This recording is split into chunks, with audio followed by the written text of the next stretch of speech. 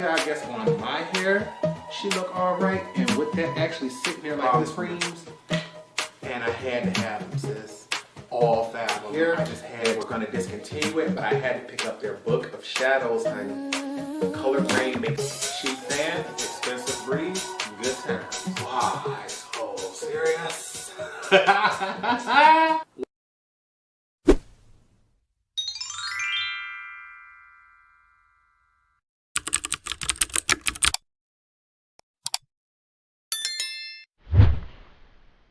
What's up, you guys? Welcome back to the channel. It's Torrence here, and in today's video, I'm bringing you a long-awaited tutorial.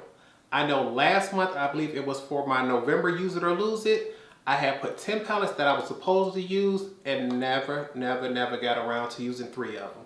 So this month, I promise you, we will get those 3 done, and I'm here to use the first one, and that is going to be Olori one from juviasplace, honey.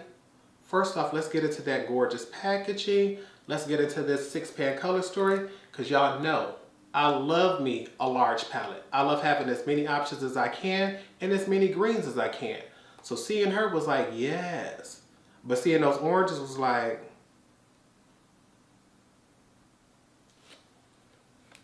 but I know y'all like oranges. I did not want to disappoint, and this here is the look that we were able to achieve for today. So if you all want to know my honest opinion on this palette, you gotta wait to the end. But if you want to know how to come up with this gorgeous eye look here, all you gotta do is wait for after swatches. First off, let's get into this gorgeous packaging.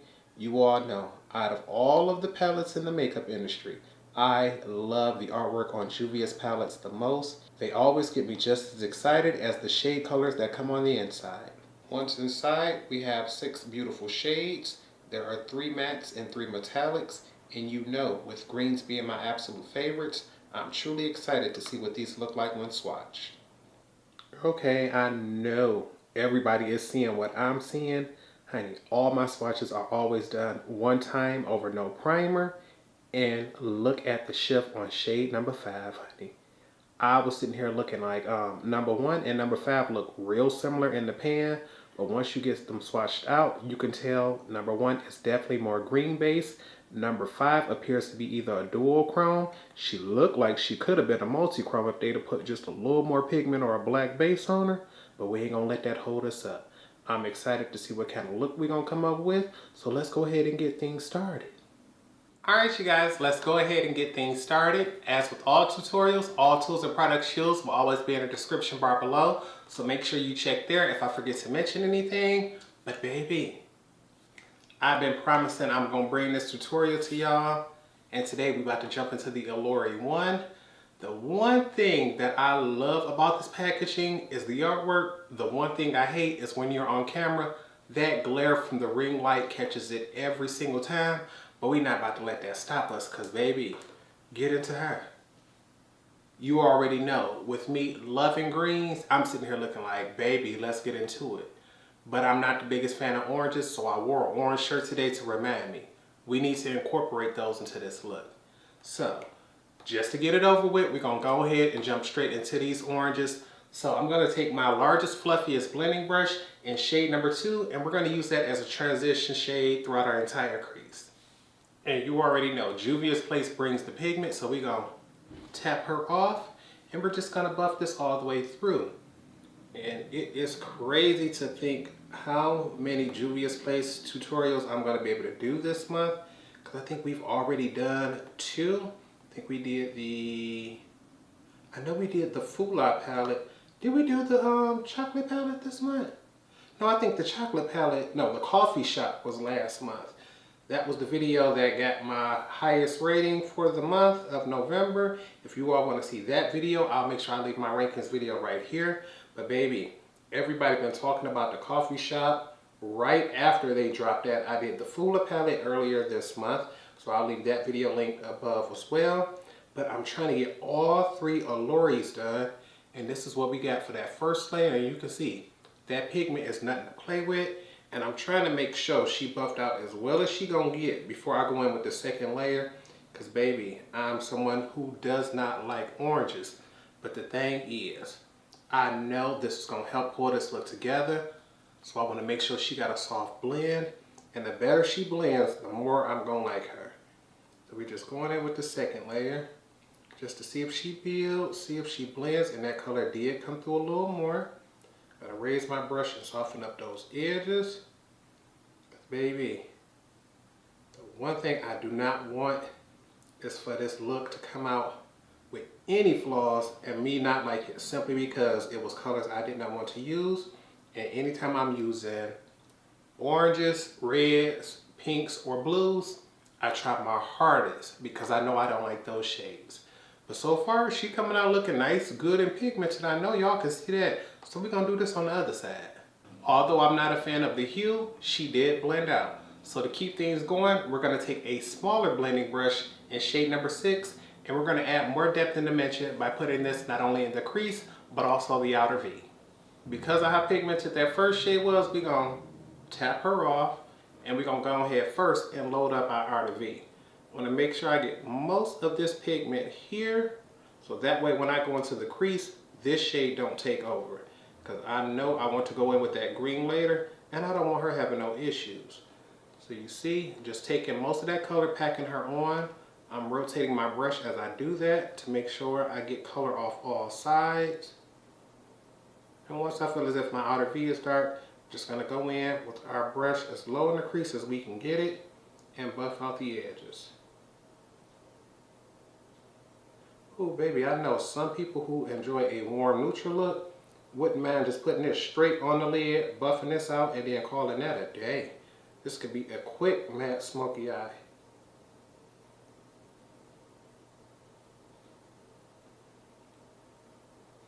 Okay, we're gonna see. I'm liking that, and baby, because of how much pigmentation we got, we are not doing a second layer of this.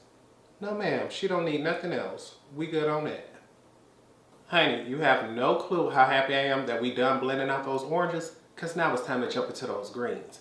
What I want to do now is take shade number 3 on my smallest blending brush, and I want to put that not only in the lowest part of my crease, but also on the furthest part of my outer V. I want this to be the darkest and deepest shade in the crease. Because this brush is so small and I'm not really worried about fallout today, I'm going to take this and keep her loaded and pack this all onto my outer V. I want to start off in the outermost point and only come up to make sure I leave space for that orange shade to shine. I do not want to cover that completely in my outer V, but I want to make sure I pack this into the outermost point where I can truly see that that green is taking over that outer area. I'm going to rotate my brush, make sure we get all the excess product off. Then we can go ahead and tap, and we're going to buff this out into the lowest part of the crease.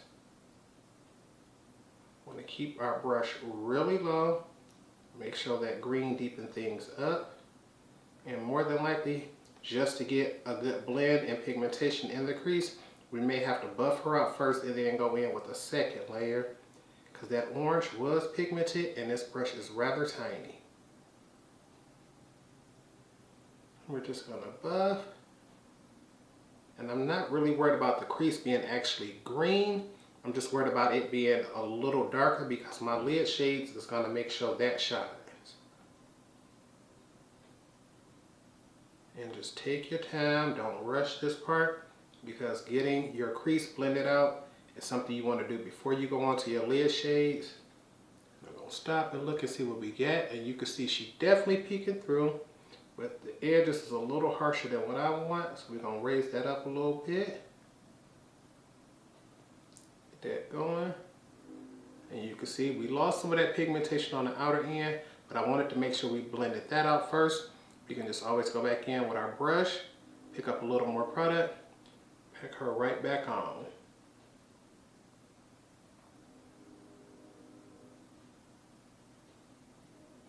And once we got that there, we're just gonna leave that like that. And you know, we still trying to finish up this next glitter adhesive, baby. I'm working hard to get her going, but every time I go for another drop, it seemed like she's still where she was the time before. But where'd my brush go? Oh, right. I'm like, honey, you know I can't cut my crease without my Morphe brush. So we're gonna grab her and not necessarily sure I want to cut my crease. My main concern is just not covering up the outer V work that we just put down. And lately I've been grabbing too much product trying to pan her, so I got a little bit now just to make sure if I got to come back in for a little more, I can. But I always like to get my area right behind the lashes first because I will forget that, trying to be focused on my lid area right here. And I'm trying my hardest to cut this high without cutting out that green. I want the tiniest area of it to peek through just to give us definition, but I don't want to lose it all. Baby, that's one of the lightest and lowest cut creases I done did all year.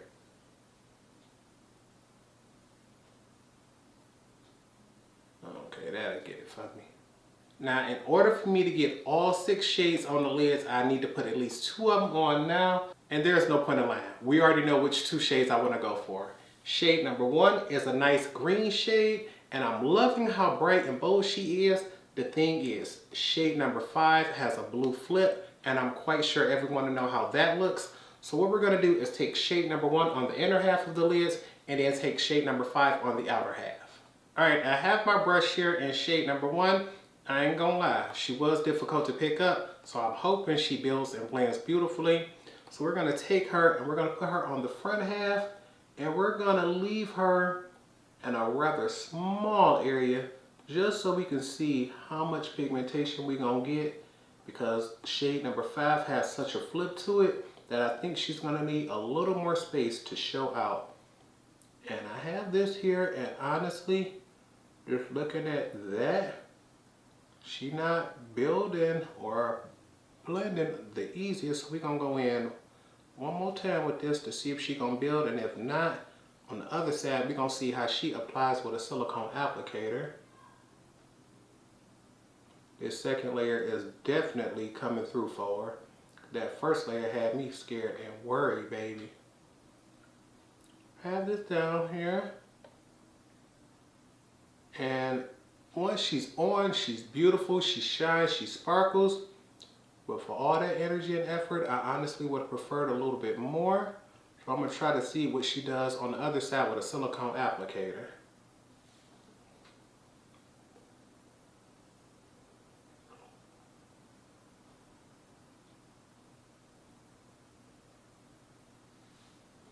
Okay, the silicone applicator is definitely way, way easier. Way easier than a brush.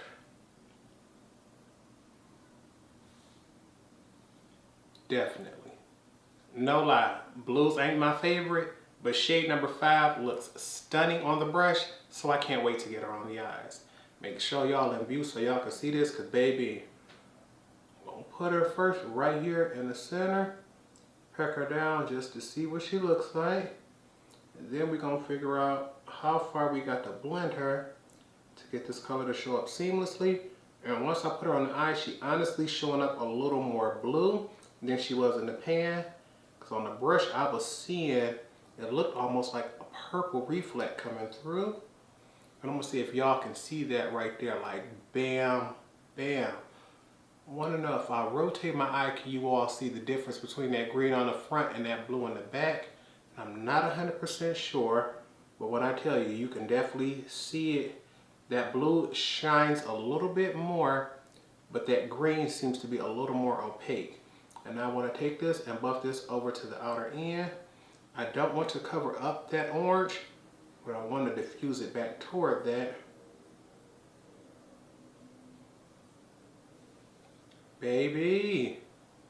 Alright you guys, this is all we're going to do for the top half of the lids. I'm going to cut away, finish off the face, and when I come back, I'm going to show you how we're going to finish off the lower lash line. Alright you guys, we are back, and off camera I was able to finish the face, but baby, you know I got some thoughts about the items that I use, so if I forget to mention anything, check out the description bar below. But baby, let's get into this. First off, this concealer, this is the e.l.f. 16-Hour Camo Concealer. What was my last tutorial? The Viseart Violette. I'll leave that linked above. The look was fabulous, but I kept saying, this is easily the most difficult concealer I've ever had to blend out. You put her down, you grab your sponge. It's like, okay, wait, I know it's only been about 10, maybe 15 seconds. How has this dried down already? Why is it so difficult to blend? Like, as soon as you put your sponge on top of it, you see where you actually left the product. The thing was, I kept saying, my concealer looks good though. I had to put in more energy, more effort than I ever had to for any concealer that I should. But baby, I put her on again today, got the same results. It took forever to blend her out. But I'm like, Torrence, she looks good. She looked good in person. She looked good on camera. The thing is, I don't think nobody should ever have to work this hard for a concealer because I have her. I'm going to keep her. I'm going to use her. But I would never tell nobody to go pick this up. I would never put this in my kit for how long it takes to get that effect. But because I'm on camera, I can't afford to be buying new stuff, so I got to use my old stuff. And it's like, she looked good. And if you got her, go ahead and, you know, try her out. If you don't, you're not missing out. And on the lower lash line, I am wearing the shade Turquoise Storm. This is the NYX Epic Wear Liner Stick. I've been testing these out. I've been loving them. I think the first shade that I tried out is Emerald Cut. I wore this with the Otis Eye and Angelica Nyquist collab. Loved her so much that I'm like, baby, you got to test out that blue base one for this look, and she looks fabulous. I know for sure my favorites are the Urban Decay 24/7 Glide On Eye Pencils, but these is creeping up on them. I still got several other shades that I need to test out, so we're going to keep those going. For lips, I kept saying I don't want to wear anything orange, but I'm like, Torrence, since you have so many of those new Cloud Lip Clays from Kaleidos, you might as well test them out. And when I did swatches of this color, I kept telling myself, she looks neutral, but she has a much more orange undertone than what I'm comfortable with. And I knew that would be perfect for this look. I did go in and wear 2 layers because I felt as if with that first layer, she was coming off, I wouldn't say sheer, but because my top lip is darker than my bottom lip, I felt as if I could still see some of my color of the lip on the top. So I'm like, okay, Torrence, just go ahead and do a second layer. Second layer is there, she's in place. I'm not seeing any cracking, any fading or anything like that. Although to me, I can tell this is a matte lipstick even without looking at it, just because of how it feels on the lips. But I wouldn't say she's dry. It's just that you can definitely tell you have a matte product on the lips. She's beautiful. She applies. It's just, for me personally, I don't prefer orange tone anything. So I'm just going to say she's cute and effective. If she was a nude pink, I would like her a little bit more. But for today's look, considering we going for the oranges, considering she matches with the eyes, it's like, she gonna get the job done, honey. But we've been talking, honey. You know I need to finish these eyes. So let's grab our brushes and get back to it. And we're gonna keep things simple on the lower lash line because we already went bold with our liner. So with a large pencil brush, we're gonna go into shade number 2, buff that out. And then to give us a little more depth and dimension, we're gonna take a smaller pencil brush and go into shade number 6. And because we can always come back for more, I'm gonna tap off my brush. And we're gonna start this on the outer end. We want this connect to the top. And we're just gonna work our way over. Because this is the lighter of the two, I'm not really worried about being careful. I'm just worried about getting a nice blend. And baby, as soon as I said I ain't worried about being careful, why I just smudged that like that? I'll be able to clean her up though. And we just want this to come through. And truth be told, that one layer looks absolutely fabulous.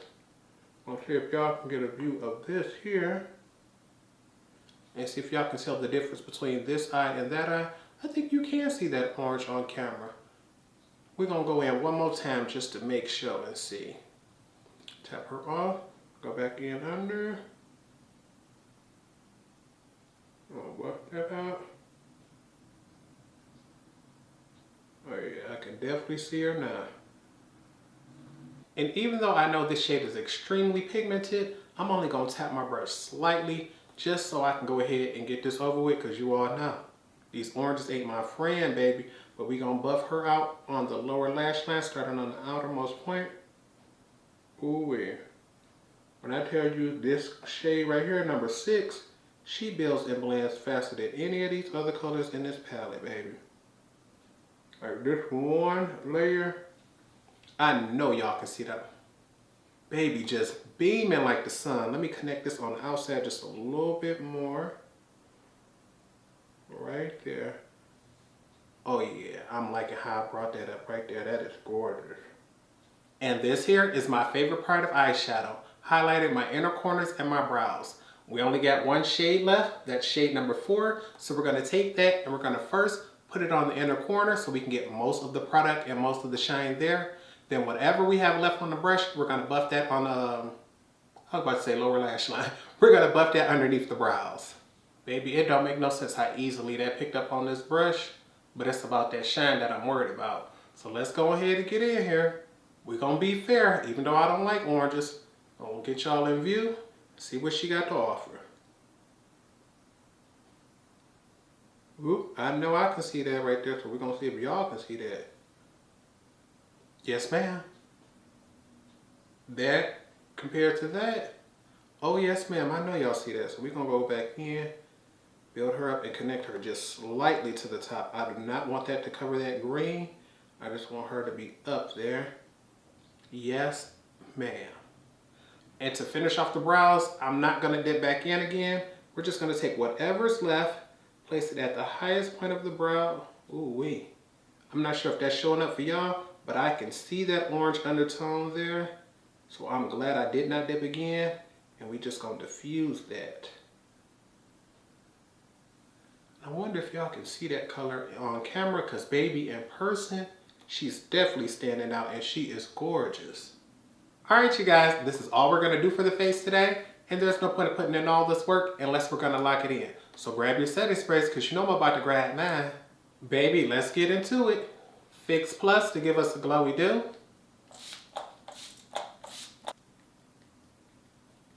All-nighter so things will last all day.